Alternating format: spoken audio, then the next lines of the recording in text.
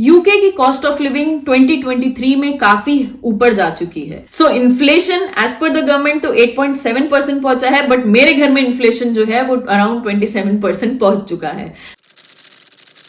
UK की cost of living 2023 में काफी ऊपर जा चुकी है। सबको पता है कि यूके में इन्फ्लेशन चल रहा है। एज पर द स्टैट्स 8.7% का इन्फ्लेशन करेंटली यूके में है। बट अगर मैं अपनी कैलकुलेशन करती हूं, जो हम लोग खर्चा एज अ फैमिली ऑफ 3 1-1.5 साल पहले करते थे और आज की डेट में कर रहे हैं, तो हमारी फिगर कहीं 27% पे जा रही है। तो क्या ये फिगर कैसे आई और हमने कैसे कैलकुलेट किया, इस पूरी वीडियो में मैं आपके साथ शेयर करूंगी। बट अगर आप इस चैनल पे नए हो तो हम इस चैनल पे ऐसी इंफॉर्मेटिव वीडियोस बनाते हैं और अपने एक्सपीरियंसेस शेयर करते हैं, ताकि आप जैसे लोग जो यूके में ऑलरेडी हो या आने वाले हो उनके लिए वीडियोस हेल्पफुल हो। तो चैनल को सब्सक्राइब करना मत भूलना और वो बेल नोटिफिकेशन पे क्लिक जरूर कर देना। तो जैसे कि मैंने बताया, मैं डिटेल में स्टेप बाय स्टेप एक एक चीज आपको बताऊंगी कि हम आज से 1-1.5 साल पहले कितना अमाउंट उस चीज का पे कर रहे थे और एट प्रेजेंट हम कितना पे कर रहे हैं। तो सबसे पहले मेरी लिस्ट में है, जो कि यहाँ का सबसे बड़ा खर्चा होता है, वो है रेंट का। तो हमारा रेंट यहाँ पे 1100 था पहले जब हम यहाँ पे रह रहे थे। अब हमारा वही रेंट जो पहुंच चुका है 1400 पाउंड तक पहुंच चुका है। सिमिलरली हमारे जो फ्रेंड्स हैं, जो जिन लोग के ऑलरेडी घर हैं, उनकी मॉर्टगेजेस भी इसी रेंज में काफी ऊपर जा चुकी हैं। सेकंड और सबसे बड़ा खर्चा जो कि यहाँ पे होता है वो है ग्रोसरीज का। ग्रोसरीज मतलब आपके डे टू डे के जितने भी आप यहाँ के सुपरमार्केट से जो भी शॉपिंग करते हो, वो हमारा पहले आता था अराउंड 250 पाउंड्स, जो कि हमारा पूरा मंथ में स्प्लिट होता था। वीकली हम ग्रोसरी शॉपिंग करते थे और अराउंड 250 के अंदर अंदर ही हमारे सारे खर्चा होता था। आज वो अमाउंट पहुंच चुका है 450 पाउंड्स पे। ये सबसे बड़ा इंक्रीमेंट है अगर हम देखें, क्योंकि हमारे जो पहले बिल्स आते थे सेम अमाउंट के बिल आज हम देख रहे हैं, तो वो काफी ज्यादा इंक्रीज हो गए हैं हमारी वीकली शॉपिंग के। तीसरा मेरी लिस्ट में है काउंसिल टैक्स, जो पहले हम पे करते थे अराउंड 142 और अब हम पे कर रहे हैं 149। इसमें कुछ ज्यादा मेजर डिफरेंस नहीं है, बट स्लाइट सा डिफरेंस है। उसके बाद में हमारी लिस्ट में है इलेक्ट्रिसिटी एंड वाटर। तो अराउंड 100 पाउंड्स हम पहले पे करते थे और आज हम उसी चीज का 240 पाउंड्स पे कर रहे हैं। यहाँ पे भी काफी ज्यादा प्राइस बढ़ चुका है यहाँ पे। और तो ये जो मैं अभी अमाउंट बता रही हूँ, ये जो अमाउंट है ये समर टाइम का मैं आपको अमाउंट बता रही हूँ, and I am definitely sure कि ये अब विंटर्स में और ज्यादा बढ़ने वाला है। तो ये काफी बड़ा एक खर्चा है। On top of that next मेरी लिस्ट में है मोबाइल एंड ब्रॉडबैंड। तो इसमें कुछ ज्यादा मेजर चेंज नहीं है। पहले हम अराउंड 33 पाउंड्स पे करते थे, अब वो 36 पहुंच चुका है। नेक्स्ट हमारा आता है एंटरटेनमेंट, जो कि Amazon प्राइम, नेटफ्लिक्स, ये सब्सक्रिप्शन थे, वो अराउंड 15 थे, तो अब वो अराउंड 16 पाउंड्स पहुंच चुका है। एक और सबसे बड़ा हमारा, क्योंकि वी आर कॉफी लवर्स, तो हमारा कॉफी सब्सक्रिप्शन हमने यहाँ पे ले रखा है, वो अराउंड 25 पाउंड्स था पहले, जो कि अब 30 पाउंड्स पहुंच चुका है। तो इवन कॉफी सब्सक्रिप्शन में भी प्राइजेस बढ़ चुके हैं। नेक्स्ट मैं अपनी लिस्ट में देखूं तो हमारा है ट्रांसपोर्ट चार्जेस। अगर मैं कंसिडर करती हूँ कि हम मिल्टन कीन्स में रह रहे हैं, लंदन के पास में रह रहे हैं, तो यहां से जब हम पहले London once a week travel करते थे, तो हमारा 120 पाउंड्स तक आता था ट्रेन का खर्चा। ये सिर्फ ट्रेन का खर्चा अभी मैं आपको बता रही हूं, जो कि आज की डेट में 188 पाउंड आ चुका है। तो जो टिकट हमें पहले 30 पाउंड्स में मिल जाती थी आने जाने की ऑफिस टाइमिंग पे, वो आज सेम टिकट हमें अराउंड 50 पाउंड्स या 47 पाउंड्स तक पड़ती है। तो ये भी काफी बड़ा खर्चा है।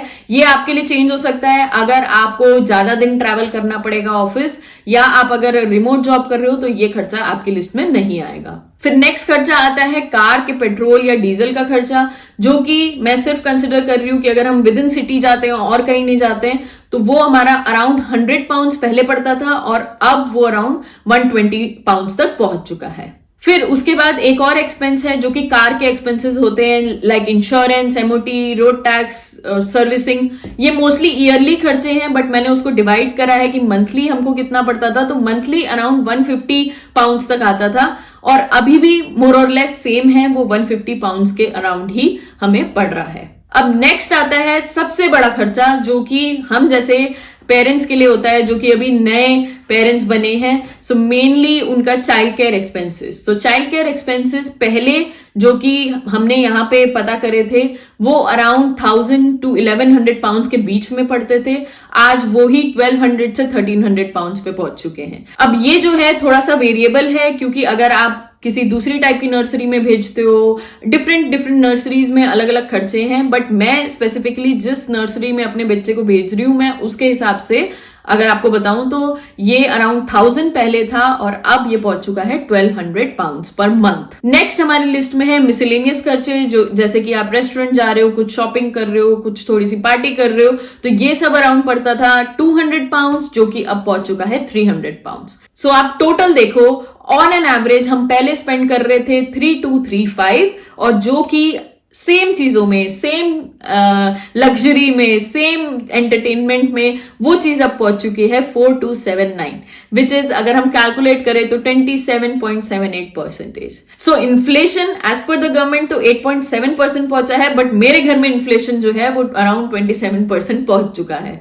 तो अगर आप यूके में ऑलरेडी हो तो आपकी भी फिगर क्या हमारे से सिमिलर है, आपका कितना परसेंटेज पहुंचा है, मेक श्योर कि आप हमें कमेंट सेक्शन में बताओ, क्योंकि ये शायद हमें भी हेल्प करेगा कि हम ज्यादा खर्चे कर रहे हैं या ये सबके साथ में ऐसा हो रहा है। Plus on top of that, अगर आप यूके आने का प्लान कर रहे हो दूसरी कंट्री से, तो this is a right time for you to decide, क्योंकि यहाँ के खर्चे बढ़ चुके हैं। अगर आप वर्क वीजा पे आ रहे हो, हमारा रिकमेंडेशन आपको यही रहेगा कि आप करंट कॉस्ट ऑफ लिविंग के हिसाब से यहाँ पे आप अपने एम्प्लॉयर से पैकेज एक्सेप्ट करो, क्योंकि आप एक बार आ जाओगे तो यहाँ पे इंक्रीमेंट मिलना उतना इजी नहीं होगा। अगर आप पहले से ही एक अच्छा पैकेज लेके आते हो तो आपको आपकी डेली एक्सपेंसेस में कोई भी इश्यू नहीं होगा। और दूसरा रिकमेंडेशन ये रहेगा कि अगर आप एज अ फैमिली आ रहे हो तो ट्राई करो कि दोनों लोग आप में से वर्किंग हो। अगर दोनों फुल टाइम नहीं भी कर सकते हैं तो एक बंदा पार्ट टाइम करे और एक बंदा फुल टाइम करे, तो वहां पे आप थोड़ी सी सेविंग कर सकते हो और अपने पैसे भी बचा सकते हो।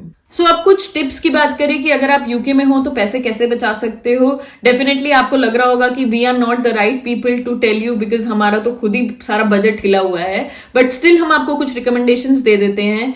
एक कि अगर आप ग्रोसरी शॉपिंग कर रहे हो तो यूके में काफी ज्यादा वेरिएंट्स हैं यहाँ के स्टोर्स में। तो अगर आप कुछ स्टोर्स देखो जैसे कि वेट्रोस, एमएनएस, तो उनके प्राइसेस थोड़े से ज्यादा होते हैं इन कंपैरिजन टू दूसरे स्टोर्स लाइक अल्डी, लिडल। तो आप ये भी ट्राई कर सकते हो कि आप दूसरे स्टोर से शॉपिंग कर सकते हो ताकि आपके थोड़े से एक्सपेंसेस कम हो जाएं। दूसरी और इम्पॉर्टेंट चीज, अगर आप शॉपिंग प्लान करोगे तो आपको जो ये सेल टाइम होता है, समर सेल टाइम या विंटर सेल टाइम, इन सेल्स में काफी अच्छी डील्स मिल जाती हैं, तो आप इन डील्स में भी चीजें को ले सकते हो। ऑन टॉप ऑफ दैट, अगर आप वेकेशन प्लानिंग थोड़ा सा पहले कर लोगे तो आपको अगर वेकेशन में कहीं जाना है, आपकी टिकट्स एंड एवरीथिंग थोड़ा सा यहाँ पे चीप हो जाता है, क्योंकि यहाँ पे अगर हम लोगों को देखते हैं तो वो काफी टाइम पहले से प्लानिंग करते हैं। तो आपको क्या लगता है ये जो हमारा नंबर आया है 27% अराउंड, क्या आपके हाउस होल्ड का भी, अगर आप यूके में हो तो क्या इतना ही खर्चा बढ़ा है या हम लोग कुछ ज्यादा खर्चा कर रहे हैं? आप हमें कमेंट सेक्शन में जरूर बताना। ये हमारे लिए भी बहुत हेल्पफुल होगा और उन सबके लिए भी बहुत हेल्पफुल है जो कि बाहर से यहाँ आने का प्लान कर रहे हैं। हमारा मैसेज जो लोग बाहर से टारगेट कर रहे हैं यूके आने का, उनके लिए यही है कि आप ये सब खर्चों को ध्यान में रखते हुए अपने एम्प्लॉयर से सैलरी डिस्कशन करो, क्योंकि आप एक बार यहाँ पे आ जाओगे तो सैलरी इंक्रीज कराना थोड़ा सा डिफिकल्ट हो जाता है। आप पहले से ही सारे खर्चों को डिस्कस करके तब आप यहाँ पे आओ। आप पहले से ही एम्प्लॉयर से अच्छी सैलरी नेगोशिएट कर लो ताकि फिर आपको यहाँ पे आके कोई प्रॉब्लम ना फेस करनी पड़े। सो गाइस, हम ऐसी वीडियोस आपके साथ में बनाते रहेंगे और आपके कमेंट का हम जरूर वेट करेंगे। We will come up with next video soon. Till then take care, bye bye.